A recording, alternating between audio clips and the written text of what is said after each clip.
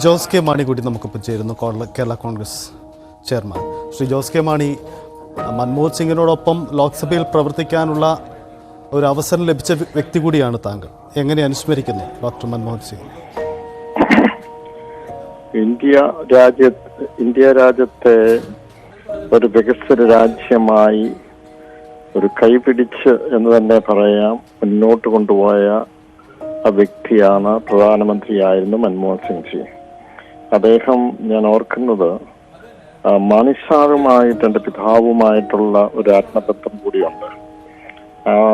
ആ രീതിയിൽ അദ്ദേഹമായിട്ട് വ്യക്തിപരമായി ഇടപെടുവാനും എനിക്ക് കഴിഞ്ഞിട്ടുണ്ട്. 2002 മാണിസാറ് എഴുതിയ അധ്വാനവർത്ത സിദ്ധാന്തവും രാഷ്ട്രീയ സാമ്പത്തിക പഠനവും എന്ന് പറഞ്ഞ ഒരു ഗ്രന്ഥം, അതിൻ്റെ ബുക്ക് റിലീസുമായി ബന്ധപ്പെട്ട് അത് തിരുവനന്തപുരത്ത് വരികയും അന്ന് ബഹുമാനായ കൃഷ്ണ അയ്യർ ഉൾപ്പെടെയുള്ളവർ, നേതാക്കന്മാരും ഒക്കെ ആ യോഗത്തിൽ പങ്കെടുത്തതാണ്. അപ്പോൾ അതുമായി ബന്ധപ്പെട്ട ചടങ്ങുമായി ബന്ധപ്പെട്ട് അദ്ദേഹത്തിനെ ക്ഷണിക്കുവാനും അദ്ദേഹം വരികയൊക്കെ ചെയ്ത് അതിനകത്ത് ഇടപെടുത്തത് ഞാനായിരുന്നു.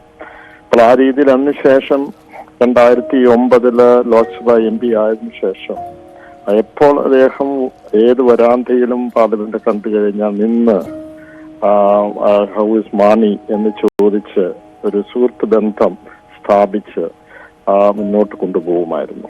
മാത്രമല്ല, അദ്ദേഹത്തിന്റെ ഇവിടെ സൂചിപ്പിച്ച പോലെ പാർലമെന്റിനകത്ത് നമുക്ക് ആവശ്യമില്ലാത്ത വാക്കുകളെല്ലാം ഒഴിവാക്കി പറയുന്ന കാര്യങ്ങൾ കൃത്യമായി 1, 2, 3, 4 സെന്റൻസിലാണെങ്കിലും അതിനകത്ത് ഒത്തിരി ആഴത്തിൽ ഉള്ള ബലമുള്ള സെന്റൻസുകളാണ് അതിനകത്തെല്ലാം ഉണ്ടായിരുന്നു എന്നുള്ളതാണ്. അതും മാത്രമല്ല, 2008-2009 കാലഘട്ടങ്ങളിൽ ലോകരാഷ്ട്രങ്ങളിൽ മുഴുവൻ ഈ എക്കണോമിക് റിസഷൻ വന്നു കഴിഞ്ഞപ്പോൾ അതിനകത്ത് ഏറ്റവും ഫലപ്രദമായി ഇന്ത്യ രാജ്യത്ത് ഒരു സാമ്പത്തിക അച്ചടക്കത്തോടുകൂടി നിർമ്മിക്കുവാൻ കഴിഞ്ഞിട്ടുണ്ടെങ്കിൽ പ്രധാനമന്ത്രി എന്ന നിലയ്ക്ക് മാത്രമല്ല, പക്ഷെ അതിനപ്പുറത്തേക്ക് ഒരു ഫിനാൻസ് ഒരു എക്സ്പേർട്ട് എന്ന നിലയ്ക്ക്, സാമ്പത്തിക മേഖലയിൽ വലിയൊരു എക്സ്പേർട്ട് എന്ന നിലയ്ക്ക് അദ്ദേഹത്തിന്റെ ആ കഴിവുണ്ടായത് കൊണ്ട് തന്നെയാണ്. അതോടൊപ്പം തന്നെ നമുക്കറിയാം, ഇന്നിപ്പം ലോകരാഷ്ട്രങ്ങളെല്ലാം ഒറ്റ വിപണിയായിട്ട് മാറിയിരിക്കുന്നു. ഇപ്പോൾ ഏത് കാര്യം എടുത്താലും, അത് നമ്മുടെ കൊമേഴ്ഷ്യൽ പ്രോഡക്റ്റ് എടുത്താലും കമ്മ്യൂണിറ്റി പ്രോഡക്റ്റ് എടുത്താലും എല്ലാം. അപ്പോൾ അതൊക്കെ ഇപ്പോൾ അങ്ങനെ വന്നിട്ടുണ്ടെങ്കിലും നേരത്തെ തന്നെ പതിറ്റാണ്ടുകൾക്ക് മുമ്പ് അദ്ദേഹം അത് ഒരു വിഷനോടുകൂടി കണ്ടിരുന്നു. അതിന് നമ്മൾ ഫേസ് ചെയ്യേണ്ടതാണ്. അതിന് ചലഞ്ചസ് ഉണ്ടാകും, അതിന് വെല്ലുവിളി ഉണ്ടാകും, അതിന് ഓപ്പർച്യൂണിറ്റി ഉണ്ടാകും എന്ന് പറയുകയും അതിന് നമ്മൾ എക്വിപ്ഡ് ആകണം എന്ന രീതിയിലുള്ള നിയമ ഭേദഗതികളും അതോടൊപ്പം തന്നെ അതിനകത്ത് പാർലമെന്റിനകത്ത് അത് അവതരിപ്പിക്കുകയും ചെയ്ത ദീർഘവീക്ഷണത്തോടുള്ള ഒരു വ്യക്തിയാണ്. തീർച്ചയായും അദ്ദേഹത്തിന്റെ വേർപാട് നമുക്കറിയാം. രാഷ്ട്രീയ രംഗത്തും അതുപോലെ പൊതുരംഗത്തും പ്രത്യേകിച്ച് കോൺഗ്രസ് പാർട്ടിയെ സംബന്ധിച്ചിടത്തോളം ഒരു ലീഡർ എന്ന നിലയ്ക്ക് വലിയ ഒരു നഷ്ടമാണ് വന്നിരിക്കുന്നത്. അദ്ദേഹത്തിന്റെ അനുസ്മരണയ്ക്ക് മുമ്പിൽ ആദരാഞ്ജലികൾ അർപ്പിച്ചുകൊള്ളുകയാണ്. ജോസ് കെ മാണിയാണ് അദ്ദേഹത്തെ അനുസ്മരിച്ചത്. രാജ്യത്തെ സുപ്രധാന ഘട്ടത്തിൽ നയിച്ച വ്യക്തി എന്നതാണ് അദ്ദേഹത്തിന്റെ. 2 ടേമുകളിലായി രാജ്യത്തിന്റെ പ്രധാനമന്ത്രി പദം അലങ്കരിച്ച വ്യക്തിയാണ്. മനു ഭരത് കൂടി ഉണ്ടൊപ്പം. മനു, ഒരുപക്ഷെ ഒരു പൊതുതെരഞ്ഞെടുപ്പിലൂടെ അദ്ദേഹത്തിന് ലോക്സഭാംഗമാവാൻ കഴിഞ്ഞില്ല, അല്ലെങ്കിൽ പാർലമെന്റ് അംഗമാവാൻ കഴിഞ്ഞില്ല എന്നൊരു ആക്ഷേപം പലപ്പോഴും നിലനിൽക്കാറുണ്ട്.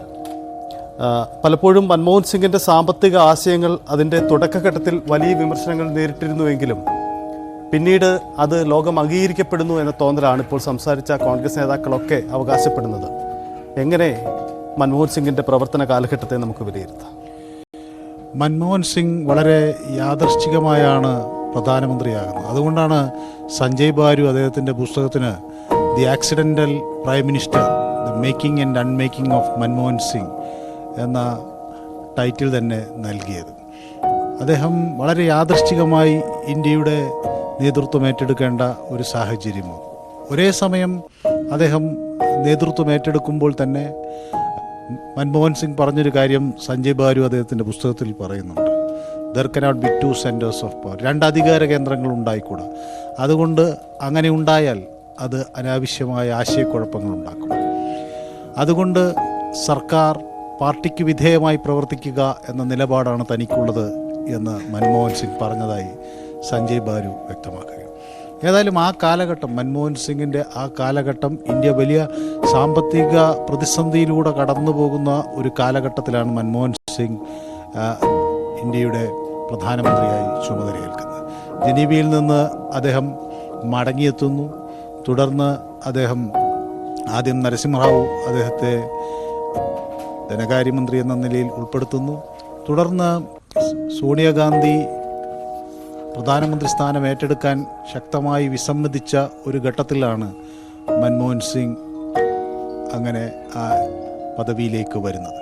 ഏതായാലും 1991 ഇന്ത്യയുടെ ധനക്കമ്മി 8.5%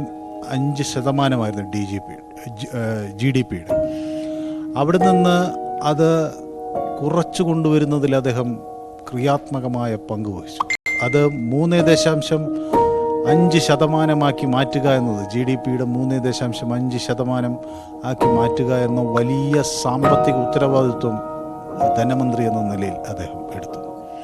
പിന്നീട് പ്രധാനമന്ത്രിയായപ്പോൾ മാക്രോ എക്കണോമിക്സ് ഇത്രമാത്രം ശക്തമായി കൈകാര്യം ചെയ്യാൻ കഴിയുന്ന ഒരു പണ്ഡിതൻ ഇന്ത്യയുടെ നേതൃത്വത്തിലേക്ക് വരുമ്പോൾ അത് രാജ്യത്തിന് നൽകിയ മാറ്റം അത് വളരെ സുപ്രധാനമാണ്. ഒരുപക്ഷെ ആളുകൾ ദാരിദ്ര്യ നിർമ്മാർജ്ജന പദ്ധതി എന്ന നിലയിൽ അദ്ദേഹം കൊണ്ടുവന്ന മൻരേഗ പദ്ധതിയോ അല്ലെങ്കിൽ ഭക്ഷ്യ സുരക്ഷാ ബില്ലോ അല്ലെങ്കിൽ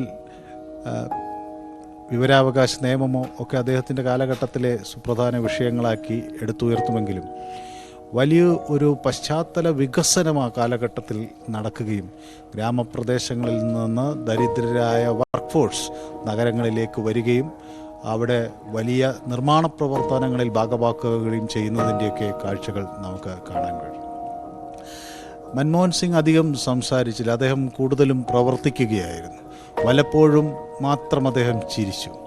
എപ്പോഴും അദ്ദേഹം ചിരിച്ച ഒരു ഘട്ടം വളരെ രസകരമായി ചിലർക്ക് പറയാറുണ്ട്. പ്രത്യേകിച്ച് ഈ പ്ലാനിംഗ് കമ്മീഷനിൽ കേരളം പോലെ സംസ്ഥാനങ്ങൾ റോഡിൻ്റെ വീതി, ഹൈവേയുടെ വീതി ഇത്ര കൂട്ടാൻ പറ്റില്ല എന്ന് പറഞ്ഞപ്പോൾ അദ്ദേഹം മറ്റെല്ലായിടത്തും ഇത് കൂടുതൽ വികസനം വേണം എന്ന് പറയുമ്പോൾ റോഡ് പോലുള്ള പ്രശ്നങ്ങൾ കേരളത്തെ ബാധിക്കുന്ന ആ സാഹചര്യത്തിലൊക്കെ അദ്ദേഹം ചിരിച്ചു എന്ന് പറയുന്നുണ്ട്. അങ്ങനെ വല്ലപ്പോഴും മാത്രം ചിരിച്ച മൻമോഹൻ സിംഗ് അദ്ദേഹത്തിൻ്റെ സാമ്പത്തിക നയത്തിൽ ഇന്ത്യയെ ഒരു ശക്തിയാക്കുന്നതിന്, ആഗോളതലത്തിൽ ഉയർത്തെഴുന്നേറ്റ് നിൽക്കുന്നതിന്, ഒരു കരുത്തുറ്റ സമ്പദ്ഘടനയാക്കുന്നതിലൊക്കെ കനത്ത അടിത്തറ പാകി. മനുവിലേക്ക് മടങ്ങി വരാം. ഇപ്പോൾ സാമ്പത്തിക വിദഗ്ധ മേരി ജോർജ് കൂടി നമുക്കൊപ്പം ചേരുന്നു.